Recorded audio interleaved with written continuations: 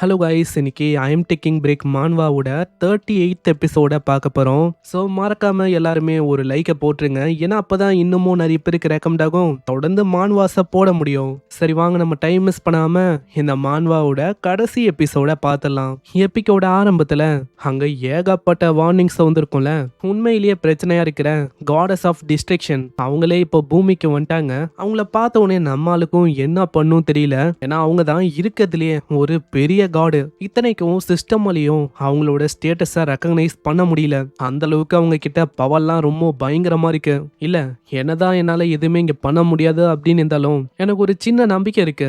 என்னால இந்த God of creation இந்த பவரை வச்சும் நான் எழுதின அந்த ட்ரீம் ஈட்டிங் ஹண்டர் அந்த சின்ன வயசு கதையை வச்சு இங்க எப்படியாச்சும் ஜெயிக்க முடியும் அப்படின்னு நான் யோசிக்கிறேன். அங்க இதே மாதிரி எண்ட் அப்படின்னு போட்டுட்டு நம்ம சின்ன காட் ஆஃப் டிஸ்ட்ரக்ஷனை பயங்கர வேகமா தாக்க வரான். பெண்ணை வச்சு ஆளு பயங்கரமா தாக்குறான். ஆனா ஒரு அட்டாக் கூட அங்க படுற மாதிரியே இல்ல.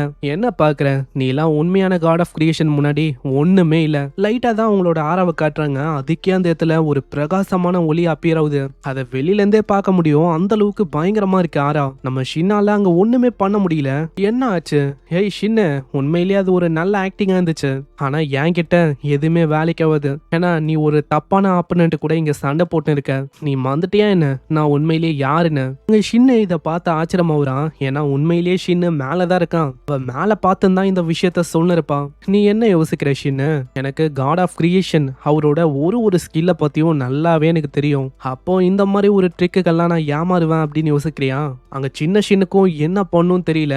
சே, நம்ம அவளை அண்டர் எஸ்டிமேட் பண்ணிட்டோம்னு நினைக்கிறேன். இப்போ வேற வழி இல்ல. இந்த இடத்த விட்டு நம்ம சீக்கிரமா ஒன்னும் ஷின்னு ஓடலான்னு பாக்குறீங்களோ? ஆனா அதுக்கு ரொம்ப லேட் ஆயிடுச்சு. நம்ம ஷின்ன அப்படியே கழுத்தை பூச்சி அவன் நெரிக்கிறான். நான் உண்மையிலே இங்க இல்லவே இல்ல. ஆனா என்னையே இந்த பொய்யான உலகத்துல அவ சமன் பண்ணிட்டா. இதே மாதிரி போச்சுன்னா அவ்வளவுதான், நான் காலி. என்ன ஆச்சு? ரியலான ஷின்னு வசமா மாட்டிக்கினியோ? ஒரே ஒரு அடிதான் அடிப்பா. அதுக்கே நம்ம ஷின்னு நிலைமை ரொம்பவும் மோசமாவுது. ஷின்ன நடிக்க வேணாம், ஏன்னா நீ சாகலன்னு எனக்கு நல்லாவே தெரியும். என்னப்பா இது, உன்ன மாதிரி ஒரு ஃபெயிலியர் அந்த அளவுக்கு ஈஸியா சாகாது போலியே. உடனே நம்ம ஷின்னோ சிரிச்சுக்கினே சொல்றான், நான் இது வரைக்கும் சண்டை போட்ட ஆப்பனன்ட்லயே நீ தான் கம்ப்ளீட்டா ஒரு டிஃபரெண்டான லெவல்ல இருக்க. அதனால நானும் வேற மாதிரி இல்ல, என் பவர் எல்லாத்தையுமே இங்க போடலான்னு இருக்கேன். அங்க இதை பாக்குற அந்த டிராகன் ரொம்ப ஆச்சரியமாவுது. அப்பனா எவ்வளவு நேரம் பண்ணது எல்லாமே சும்மா டைம் அவன் வேஸ்ட் பண்ணும் அப்படின்னு தான் பண்ணானா? அவன் என்ன அந்த அளவுக்கு பவர்ஃபுல்லா மாறிட்டானா என்ன? நம்ம சின்ன அவனோட பாடிய ரொம்ப வேகமா மாத்திட்டு பயங்கர வேகமா அங்க தாக்க வரான். அந்த பஞ்சு டைரக்டா அவங்களோட மூஞ்சிலே அங்க பட வரும். ஆனா எப்படியும் அவங்க தடுப்பாங்க. ஆனா அந்த பிரஷர்னால அப்படியே வாயில இருந்து ரத்தமா ஊத்தும். இந்த வாய்ப்பை நம்மளால எப்படி விடுவான்? அங்க அடி மேல அடியா தொடர்ந்து தாக்கினே இருக்கான். அங்க காடஸ் ஆஃப் டிஸ்ட்ரக்ஷனுக்கே புரியல, ஆமா என்ன ஆகுது? இது எல்லாத்துக்குமே காரணம் என்னோட பவர். அது இப்போ ஸ்டேபிளா இல்ல, அதானா? உடனே அபிஸ் டிராகனும் அந்த பெரிய குழந்தையும் ஹெல்ப் பண்றேன் அப்படின்னு வரும். ஆமா, உங்களோட ஹெல்ப் வந்து எனக்கு வேணும். ஏன்னா நீங்களும் உங்களோட டியூட்டியை ஃபுல்ஃபில் பண்ணணும். அங்க அவங்க ரெண்டு பேரோட பவரை அப்படியே அவ அப்சர்வ் பண்ண ஆரம்பிக்கிறா. காடஸ் ஆஃப் டிஸ்ட்ரக்ஷன், நீங்க எதுக்காக இப்படி பண்ணணும்? என்ன ஆச்சு? இது உங்களோட கடமை. அதனால உங்க பவர்ஸ் எனக்கு கொடுக்கணும். உங்க ரோல் அவ்வளவுதான். எவ்வளவு தூரம் தான் இருந்துச்சு, நீங்க ஃபுல்ஃபில் பண்ணிட்டீங்க இப்படின்னு மொத்த பவரையும் அப்படியே உறிஞ்சி எடுக்கிறாவ. அவங்க ரெண்டு பேரோட பவர் குறைய குறைய அவங்களோட முகமும் ஒரு மாதிரி அழுகி போற மாதிரி ஆகும். இப்படி எல்லா பவரையும் அவ உறிஞ்சி எடுக்க அவளோட ஆராவி கம்ப்ளீட்டா டிஃப்ரெண்டான லெவல்ல இருக்கும். நம்ம ஹீரோக்கும் அங்க என்னடா ஆகுது அப்படின்னு அங்க புரியல. ஷின்னுக்கு சிஸ்டம் வழியா ஏகப்பட்ட வார்னிங்கோ வந்துகினே இருக்கு. Warning warning, gods of destruction அவங்களோட மொத்த பவரையும் ரீகெயின் பண்ணிட்டாங்க. அங்க அவங்களும் கொடூரமா நிப்பாங்க. சின்ன, இப்பதான் உனக்கு புரியும், அதாவது என்னோட பவருக்கும் உன்னோட பவருக்கும் எந்த அளவுக்கு கேப் இருக்குன்னு. இந்த உலகத்தை என்னோட வெப்பனா நான் பயன்படுத்தணும் இப்படின்னு ஆளு பயன்படுத்தலான்னு போறான். ஆனா அதுக்கு காடஸ் ஆஃப் டிஸ்ட்ரக்ஷன் அவங்க விடுற மாதிரி இல்ல. என்ன ஆச்சு? அந்த மாதிரி சீப்பான ட்ரிக்கை நீ பண்ணலான்னு போறியும். ஆனா உனக்கே தெரியும் இந்த மாதிரி எல்லாமே யூஸ்லெஸ்ன்னு. அவங்க ஒரே ஒரு விரல ஒண்டிதான் அங்க காட்டுவாங்க. அதுக்கே ஒரு பவர் அப்படியே மேல இருந்து கீழே இறங்கும். நம்ம ஹீரோ அங்க முட்டி போட்டுறான். ஆளால எதுவுமே அங்க பண்ண முடியல. என்ன ஆச்சு? உன்கிட்ட எவ்வளவுதான் இருக்கா ஷின்னு? நான் ஏதோ நீ ரொம்ப பெரிய ஆளு அப்படின்னு யோசிச்சேன். இல்ல இல்ல, இன்னமும் ஏதோ முடியல. யாரு சொன்னா நான் தனியா இருக்கேன்னு? நான் ஒன்னும் தனியா இல்ல. அப்புறம் தான் அதுக்கு மீனிங் தெரியுது. அந்த க்ளோனு நம்ம ஹீரோ அவங்கள அங்க இருக்காங்க. அங்க அவங்களும் பின்னாடி வந்துட்டு பயங்கரமா அங்க தாக்குறாங்க. இதனால ஒரு பெரிய எக்ஸ்ப்ளோஷனும் கிரியேட் ஆகுது. ஆனா அப்பயும் காடஸ் ஆஃப் டிஸ்ட்ரக்ஷனுக்கு பெருசா எதுவும் ஆகல. ஷின், இப்போ நீ ஒரு முட்டாளா தான் இருக்க தெரியுமா? நீ என்ன யோசிச்சுன்னு இருக்க ஷின்? உன்னோட க்ளோன்ஸை வச்சு ஓண்டி உன் பவருக்கும் என் பவருக்கும் இருக்கிற அந்த கேப்பை மேட்ச் பண்ண முடியும் அப்படின்னு யோசிக்கிறியா? இது எதுவுமே பிரயோஜனமே இல்ல தெரியுமா? யாரு சொன்னா சின்ன சின்ன விஷயங்களால் தான் எல்லாமே உருவாகும். ஒரு சின்ன துளி அதால ஒரு லேக் உருவாகும் போது இந்த மாதிரி ஒரு சின்ன ஸ்ட்ரகிள் அது பெரிய பெரிய மாற்றங்களை உருவாக்கும். அதே மாதிரி இது வரைக்கும் நான் பயன்படுத்தாத அந்த விஷயத்தையும் பயன்படுத்தலான்னு இருக்கேன். டைரக்டர் உங்களுக்கு கேக்குதுல? அந்த காஸ்மிக் உலகத்துல இருக்க அந்த டைரக்டரும் ஷின்னு கேக்குது ஷின்னு, என்ன விஷயம் சொல்லுங்க. அது ஒன்றும் இல்ல, கையில ஒரு பெரிய ப்ராஜெக்ட் மாட்டிருக்கு. நம்ம ஒரு மூவியை ஃபிலிம் பண்ணலாம். டைட்டில் ட்ரீம் மீட்டிங் ஹண்டர் ஷின்.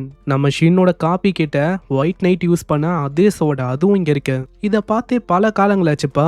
கடைசியா இந்த ஐட்டம் அந்த நைட் மூலமா பயன்படுத்தப்பட்ட ஒரு ஐட்டமா இருந்துச்சு. ஆமா அதேதான். இந்த வாட்டி இந்த விஷயம் ஒன்றும் சிம்பிளா எண்ட் ஆகாது. அங்க இதே மாதிரி ஆளு தாக்க வரான். உடனே காடஸ் ஆஃப் டிஸ்ட்ரக்ஷனும், ஆமா நீ என்ன உண்மையிலே இப்பயும் அப்படிதான் யோசிக்கிறியா என்ன? நான் அந்த சோடு திரும்பலாம் என் மேல ஒர்க் ஆக வாய்ப்பே இல்ல. ஒரு பீம் அவங்க விடுவாங்க.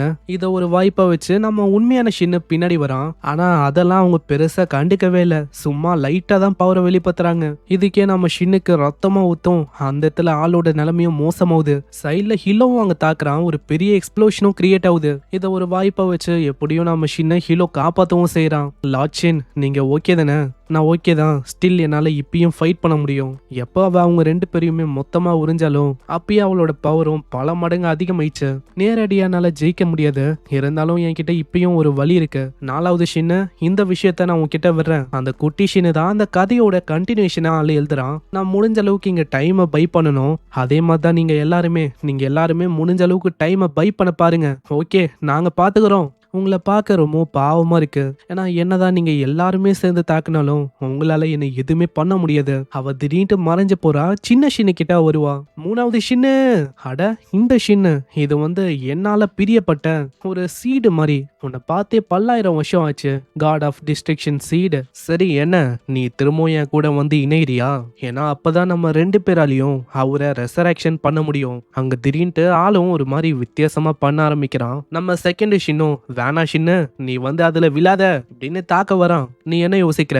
இதை வச்சு என்னோட உடம்புல ஸ்கிராட்ச போட முடியும்னு யோசிக்கிறியா? இதை வச்சு உன்னால ஒரு புல்லையும் போடுங்க முடியாது.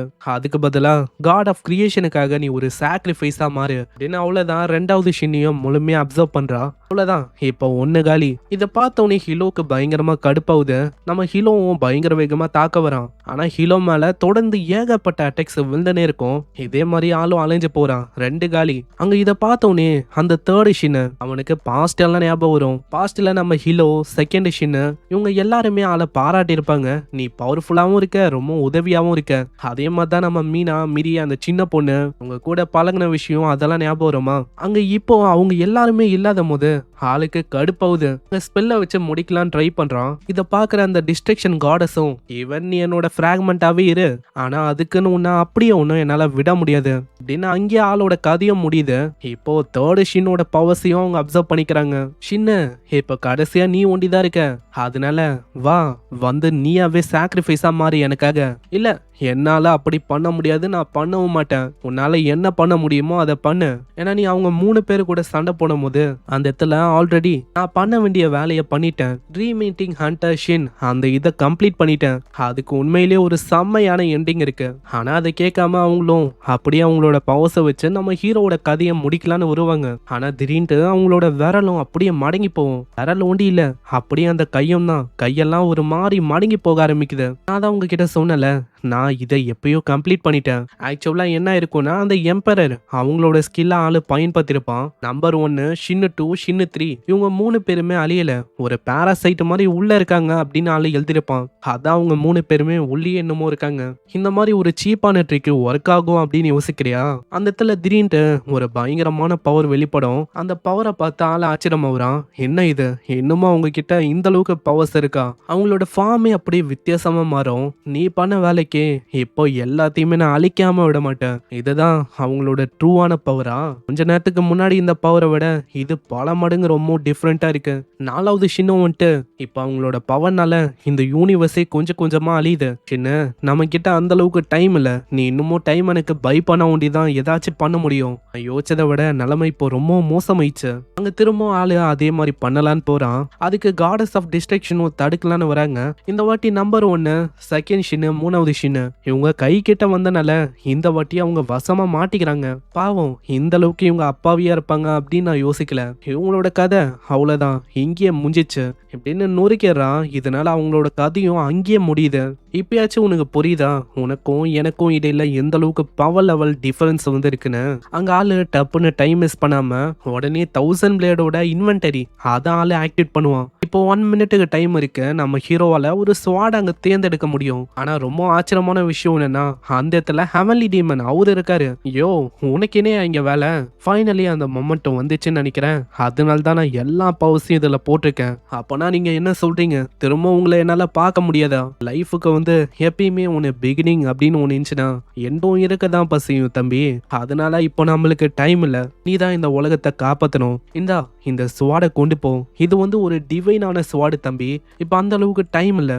ஸ்வாட்ல என்னோட எல்லா எனர்ஜியும் நான் போட்டிருக்கேன். என்கிட்ட இருக்கிற எல்லா விஷயத்தையும் நான் சாக்ரிஃபைஸ் பண்ணனால இதால எதையும் வெட்ட முடியும். பார்க்கறதுக்கு ஸ்வாடு ரஸ்டியா இருக்கு, ஆனா பயங்கர பவர்ஃபுல்லு தம்பி. நான் இப்பயே சொல்லிடுறேன், இந்த ஹெவன்லி பிளேடு இது ஒரே ஒரு முறை தான் உன்னால பயன்படுத்த முடியும் தம்பி. எனக்கு ஒன்றும் மேல டவுட் இல்லை. இதான் காட் ஆஃப் டிஸ்ட்ரிக்ஷன் கிட்ட இருந்து இந்த உலகத்தை காப்பாற்றணும் அப்படின்னு அவரும் மறைஞ்சு போறாரு. நம்ம ஹீரோ கிட்ட அந்த ஸ்வாட் இருக்கு. அந்த ஸ்வாடை பார்த்தோன்னே அவங்களுக்கு அங்க பயங்கர ஷாக்கு. அது என்ன மாதிரி ஸ்வாட் இது? நம்ம ஹீரோவும் யோசிக்கிறான், என் கிட்ட இருக்கிற இந்த ஸ்வாடு இது பார்க்கறதுக்கு ரஸ்டியாவும் ஒரு மாதிரி பழசாவும் இருக்கலாம், ஆனா இதுக்குள்ள ஒரு பயங்கரமான பவர்ஸ் எமினேட் ஆகிறத என்னால ஃபீல் பண்ண முடியுது. என்னோட எல்லா டிவைன் பவர்ஸையும் இதுல போட்டேன்னா கண்டிப்பா உங்க கதையை என்னால முடிக்க முடியும் இப்படின்னு ஆளு பயங்கர வேகமா அங்க ஓடி வரான். ஆளோட வேகம் முன்ன இருக்கிறத விட இப்ப அதிகமாயிடுச்சு. வேகமா வந்துட்டு பெண்ணை வச்சு தாக்குறான். அங்க ஹெவன்லி டீமனுக்கும் கோமா இருக்கும். பயங்கரமா ஒரு கத்துறாரு, அடே என்ன பண்ண இருக்க? அந்த பெண்ணை பயன்படுத்தாம என்ன பயன்படுத்து? இல்ல, அதுக்கான டைம் இன்னமும் வரல. ஆளு பண்ண அட்டாக்ல கையில அப்படியே ரத்தமா வரும். உனக்கு ரொம்ப தைரியம் தான் ஷின்னு, ஆனா நான் ஒன்னும் இதுக்கு விட மாட்டேன். ஒரு பயங்கரமான அட்டாக் பண்ணுவாங்க, அந்த இடமே தரமாட்டமா அழியுது. ஷின்னோட நிலைமையும் மோசமா இருக்கும். ஆனா ஷின்னு எப்பயும் அந்த ஸ்வாடை பயன்படுத்துற மாதிரியே இல்ல. இன்னமும் அது ரெடி ஆகலையா? அப்பனா இன்னமும் அட்டாக்ஸ் எல்லாத்தையுமே நான் என்டியூர் பண்ற மாதிரி இருக்கும். கரெக்டா இந்த டைம்ல அங்க கேமராவும் அப்பியர் ஆகுது. அதுக்கு காரணமும் அந்த டைரக்டர் அவர் தான். நீங்க கேட்ட மாதிரியே நாங்க பண்ணியாச்சு, ஆனா என்ன ஒண்ணு லைட்டா டிலே ஆயிடுச்சு. பரவாயில்ல அதெல்லாம் ஒன்னும் பிரச்சனையே இல்ல. இதே மாதிரி இது ஒரு லைவ் ஷோவா இருக்கா, இதையும் எல்லாருமே பார்த்து சப்போர்ட் பண்ண டோட்டலா நம்ம ஹீரோவோட பிலீவர்ஸ் அவங்க ஒண்டி 1.9 ட்ரில்லியன்ல இருக்கும். இது நடக்கும் போது நம்ம ஹீரோவும் சொல்றான், நான் சொன்னல பாரு டைம் வந்துச்சு. நம்ம ஷின்னோட பிலீவர்ஸும் அப்படியே ஏற ஆரம்பிக்கும். 2.2 ட்ரில்லியன்ல இருந்து 3.7 ட்ரில்லியன் அது அப்படியே ஏறிக்கினே போகுது. ஏற பவரும் அங்க ஏறும். ஆமா, எப்படி அவன் கிட்ட இந்த அளவுக்கு பவர் ஏறிக்கினே போகுது? அவன் என்ன பண்ணிருக்கான்? அங்க 1000 பிளேடும் ஹெவன்லி டீமனும் ஷின்னு ஆரம்பிக்கலாமா? அவ்வளவுதான், 10 ட்ரில்லியனுக்கு அங்க போவோம். ஆனா வாய்ப்பா பார்த்து முன்னாடி போறான். ஒரே ஒரு அட்டாக் தான். அந்த அட்டாக்கும் டைரக்டா அவங்க மேல படும். அந்த அட்டாக் பின்னாடி எல்லாம் போவோம். அங்க இருக்கிற பில்டிங் எல்லாமே தரமட்டமா அழியுது. அவங்களும் கீழே விழுந்து மொத்தமா அழிஞ்சு போறாங்க. பாக்குற எல்லாருக்குமே அவ்வளோ சந்தோஷம். நம்ம ஷின்னோட அந்த பிளேடும் அப்படியே மறைஞ்சு போகுது. அது திரும்பவும் இன்வென்டரிக்கு போயிடுச்சு அப்படின்னு ஒரு நோட்டிபிகேஷனும் அங்க வரும். அவ்வளவுதான், எல்லாமே முடிஞ்சிச்சுன்னு நினைக்கிறேன். இப்போ டைம் அந்த அளவுக்கு இல்ல. சீக்கிரமா நம்பர் 1 ஃபாலோவரையும் என்னோட க்ளோனோட ட்ரேஸும் எங்க இருக்குன்னு நான் கண்டுபிடிக்கணும். இப்படி அவன் போகும்போது திடீர்னு அந்த இடமே ஒரு வித்தியாசமான ஸ்பேஸா மாற ஆரம்பிக்கும். அதை பார்த்த உடனே ஆளுக்கு புரியுது, அட இது ஒரு இல்யூஷனரி ஸ்பேஸ் ஸ்கில்லு தானே, இது மீனா கிட்ட இருக்கிற அதே ஸ்கில்லு. அப்பனா நம்ம ஷின்னு யோசிச்சமா தான் காடஸ் ஆஃப் டிஸ்ட்ரிக்ஷன் அவங்க ஒன்னும் இன்னமும் சாகல. யாரு யோசிச்சா ஷின்னு நீ என்ன இந்த அளவுக்கு புஷ் பண்ணுவேன்னு? உண்மையிலே இம்ப்ரெசிவா இருக்குல்ல இந்த விஷயம். எப்படி இவ இன்னமும் உயிரோட இருக்கா? ஹெவன்லி பிளேடோட அந்த மாதிரி அட்டாக் அது. அந்த மாதிரி அட்டாக் பண்ணியும் இப்பயும் இவங்க உயிரோட இருக்காங்க. நீ பண்ண அட்டாக் வந்து கம்ப்ளீட்டா இம்ப்ரெசிவான அட்டாக் அப்படின்னு சொல்லலாம். ஆனா என்ன மாதிரி ஒரு கிரியேட்டரை டிஸ்ட்ராய் பண்ண அது கண்டிப்பா பத்தாதுப்பா. நான் என்னதான் இறந்து போனாலும் நான் திரும்பவும் ரெசரெக்ட் ஆயிடுவேன், திரும்பவும் வருவேன், உங்க உலகத்தை அழிக்க வெயிட் பண்ணிருக்கேன். காட் ஆஃப் கிரியேஷன் அவரையும் நான் கண்டிப்பா ரெசரெக்ட் பண்ணுவேன். ஆனா இப்பயும் எனக்கு ட்ரபிளா இருக்கிற ஒரு விஷயம் என்னன்னு தெரியுமா? ஒன்ஸ் நான் அவரை ரெசரெக்ட் பண்ணக்கப்புறம் நான் இந்த உலகத்தெல்லாம் அழிச்சதுக்கு அவர் என்ன என் மேல கோவப்படுவாரா? நான் பல யுகமா அவரு ரெசரெக்ட் ஆகணும்னு சொல்லி நான் வெயிட் பண்ணேன். அப்படி ஒண்டி அவர் என் மேல கோவப்பட்டா எனக்கு ரொம்ப கஷ்டமா இருக்கும். இதுல உன்னோட தாட்ஸ் என்ன இருக்கு ஷின்னு? இதுவே நானா இருந்தனா கண்டிப்பா அந்த மாதிரி ஆகக்கூடாது அப்படின்னு தான் யோசிப்பேன். நான் எல்லாத்தையுமே கிரியேட் பண்ணி அது இப்படி நாசமாவத ஒன்றும் நான் விரும்ப மாட்டேன். அதனால நான் விரத்திலையும் இன்னமும் பயங்கரமான கஷ்டத்திலையும் தான் போவேன் அதை நினைச்சு. அப்போ இதுதான் நான் உன்னோட தாட்ஸ். அவங்களோட கண்ணுல இருந்தும் கண்ணீரா அப்படியே ஊத்தும். அப்பனா அவரு கண்டிப்பா என்ன வெறுப்பாருல. ஆனா எனக்கு ஹோப் வந்து இருந்துச்சு. ஆனா இப்ப அவரு என்னை ஏத்துக்க மாட்டாரு அப்படின்னு எனக்கு தெரியுது. ஏன்னா ஒரு டைம் அவரு சொன்னாரு, நீ வந்து காட் ஆஃப் எட்டர்னிட்டியா மாறணும், ஒரு பர்ஃபெக்டான உலகத்தை கிரியேட் பண்ணணும்னு. ஆனா என்னால பண்ண முடியாம போச்சு. அவரு இப்போ இல்லாதனால என்னோட பவர் டெத்லயும் டிஸ்ட்ரக்ஷன்லயும் பெரிய அளவுல அதிகமாச்சு. இப்போ நானே மஞ்சு போயிட்டா கண்டிப்பா காட் ஆஃப் கிரியேஷன் அவரோட பவரை ரீகெயின் பண்ணுவாரு, கண்டிப்பா ரெசரெக்ட் ஆவாரு. ஆமா, நீ என்ன பண்ண போற? நீ உண்மையிலேயே கிரேசியா என்ன? ஜஸ்ட் அவரை நான் பார்க்கணும் அப்படின்னு ஆசைப்படுறேன். அதுக்கு வேற வழி இல்ல. என்னோட எல்லா டிவைன் பவர்ஸையும் வச்சு உன்னை அப்படி இங்கே பூச்சி வைக்கலான்னு இருக்கேன். அதுக்கப்புறம் இந்த எத்தையும் நான் மொத்தமா முடிக்க போறேன் அப்படின்னு அவங்களும் பூமிக்கு மேல போயிட்டு அங்க பூமியை அழிக்க ஆரம்பிக்கிறாங்க. ஏகப்பட்ட எரிக்கலும் அப்படியே விழ ஆரம்பிக்கும். அங்க மீனாவும் மெரியும் யோசிக்கிறாங்க, நம்மால எப்போ இங்க வரப்போறான்னு. அவரோட ரைட்டிங் அது கூடிய சீக்கிரத்துல முடிய போதான் அவரு வருவாராம். அங்க அட்டாக்ஸ் எல்லாம் ஏற்பட்டிருக்கும்ல.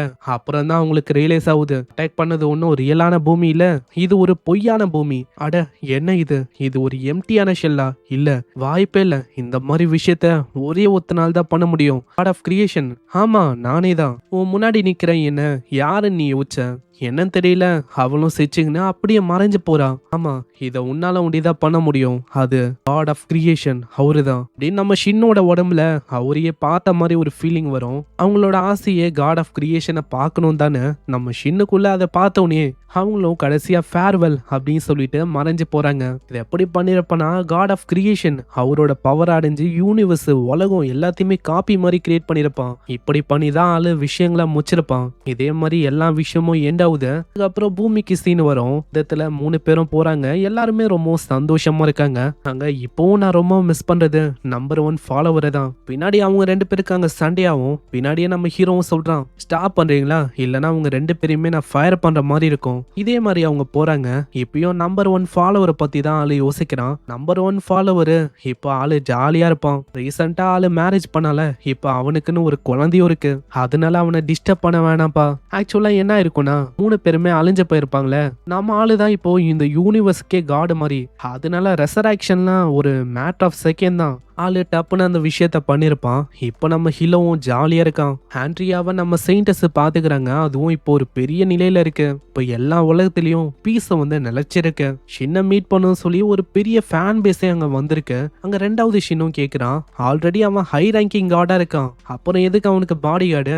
இல்ல, இந்த இடத்துல கூட்டமா இருக்குல்ல, அதனால பாடி கார்ட்ஸ் வந்து தேவைதான். நம்ம ஷின்னுக்கும் பெருமையா இருக்கும். ஏன்னா இத்தனை பேர் அவனை பார்க்க வந்திருக்காங்களே. இப்போ நான் யூனிவர்சல் ரைட்டராகவும் ஒரு கார்டாவும் இருக்கேன். இதை விடவும் பர்ஃபெக்டான விஷயமா வேற எதுவும் இருக்காது. பின்னாடி இந்த டைம்ல மீனாவும் மிரியும் வராங்க.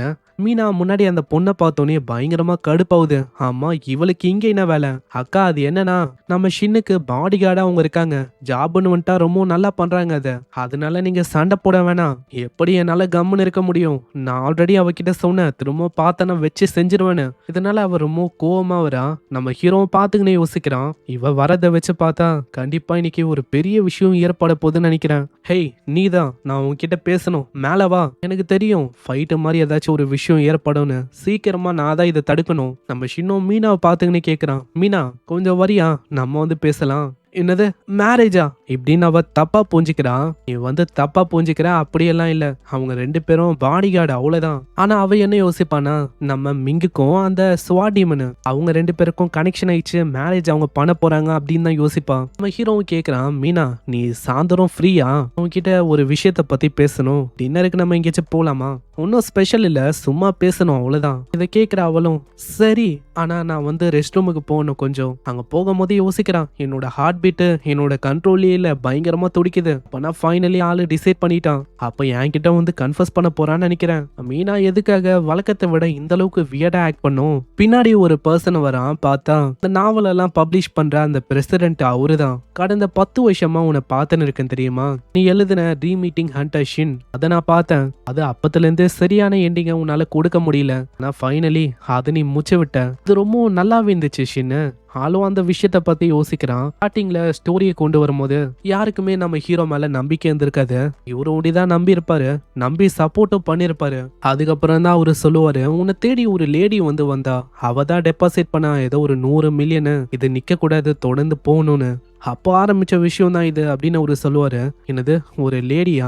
அப்பனா அபியஸா என்ன? இல்ல அதுக்கு வாய்ப்பு இல்ல. நல்லா யோசிச்சு பார்த்தா நைட் மேரு அந்த காடஸ் தான். அவங்க ஸ்டார்டிங்ல நம்ம ஹீரோ தானான்னு கன்ஃபார்ம் பண்ணதான் இந்த விஷயத்த பண்ணிருப்பாங்க. ஆனா என்ன ஒண்ணு, ஸ்டார்டிங்ல கதை அந்த அளவுக்கு நல்லா இருந்திருக்காது. இப்போ நான் அதுக்கு 10 மில்லியனும் தாராளமா தர தயாரா இருக்கேன். 10 மில்லியனா அப்படின்னு நம்மளால யோசிப்பான். ஆமா, என்னாச்சு மிஸ்டர் ஆத்தர்? அது ஒன்றும் இல்லை, ஒரு விஷயத்த பத்தி யோசிச்சேன். இதுக்கப்புறம் அங்கே ஒரு பர்சனும் வந்துட்டு வாங்க ஃபோட்டோஸை வந்து எடுக்கணும். அந்த இடத்துல அவரும் போகும்போதே சொல்லுவாரு, நெக்ஸ்ட் இதான் ஆரம்பிக்கும் போது தயவு செஞ்சு இந்த மாதிரி பிரேக் எல்லாம் எடுக்காதீங்க. என்ன நான் யோசிக்கிறேன், எல்லாருமே ரெடியா? இப்படின்னு அங்கே ஃபோட்டோவும் கிளிக் ஆகுது. அந்த ஃபோட்டோவில் நம்ம கேங்கு, ஹீரோவோட க்ளோனு, மீனா மிரி, மிங்கு, ஸ்வாடிம்னு ஹீரோவோட அக்கா, மேனேஜரு எல்லாருமே இருக்காங்க. கடைசியா ஆத்தரு நம்மளுக்காக ஒரு விஷயத்த அங்க சொல்றாரு. ரொம்ப நன்றி மக்களே, என் சேனலை நம்பி மான்வா தமிழ் எக்ஸ்பிளனேஷனை இந்த அளவுக்கு பார்த்ததுக்கு.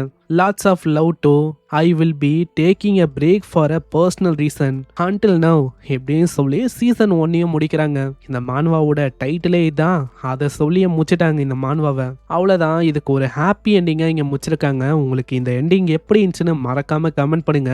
மறக்காம லைக்கை போட்டுருங்க. ஏன்னா நீங்க லைக் போட்டாதான் இன்னமும் நிறைய பேருக்கு ரெக்கமெண்ட் ஆகும். நான் உங்களை புது மான்வால சந்திக்கிறேன். தேங்க்யூ ஃபார் வாட்சிங். சைனரா.